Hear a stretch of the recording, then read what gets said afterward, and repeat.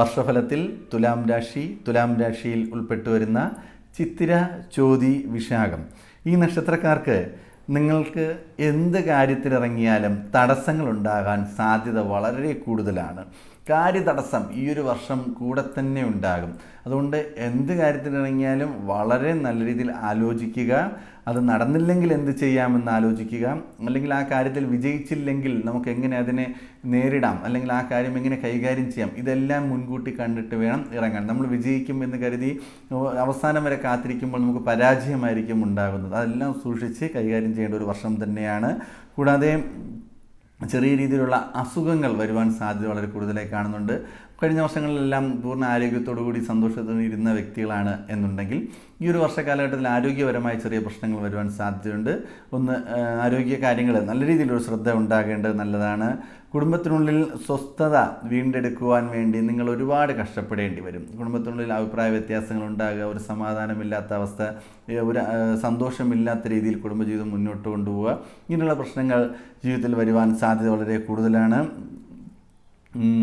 കലാരംഗത്ത് പ്രവർത്തിക്കുന്നവർക്ക് അവരുടെ സ്വപ്നങ്ങൾ യാഥാർത്ഥ്യമാക്കുവാൻ സാധിക്കുന്ന ഒരു അവസരം ഈ ഒരു വർഷം കാണുന്നുണ്ട്.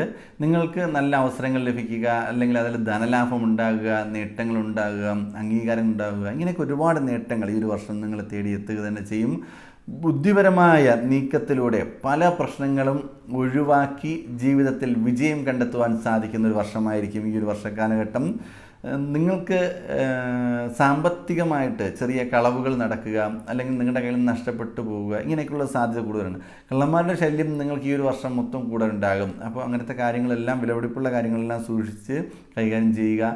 സർക്കാരിൽ നിന്നുള്ള ആനുകൂല്യങ്ങൾ ലഭിക്കുവാൻ ഈ ഒരു വർഷത്ത് കൂടുതലായി കാണപ്പെടുന്നു. അതിനുവേണ്ടി ശ്രമിക്കുന്നവർ ആത്മാർത്ഥമായി അതിൻ്റെ പിന്നാലെ പോയി കഴിഞ്ഞാൽ അത് നിങ്ങൾക്ക് ലഭിക്കുക തന്നെ ചെയ്യും. ആരോഗ്യം ഉള്ളവർ നല്ല രീതിയിൽ ശ്രദ്ധയോടുകൂടി അത് മുന്നോട്ട് കൊണ്ടുപോകുക.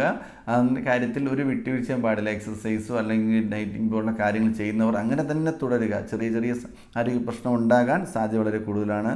ഭാര്യാഭർത്താക്കന്മാർ തമ്മിൽ സന്തോഷകരമായി ഒരു ജീവിതം നയിക്കുന്നതിനായി അവരുടെ സംസാരം നന്നാക്കുന്നത് വളരെ നല്ലത് തന്നെയായിരിക്കും.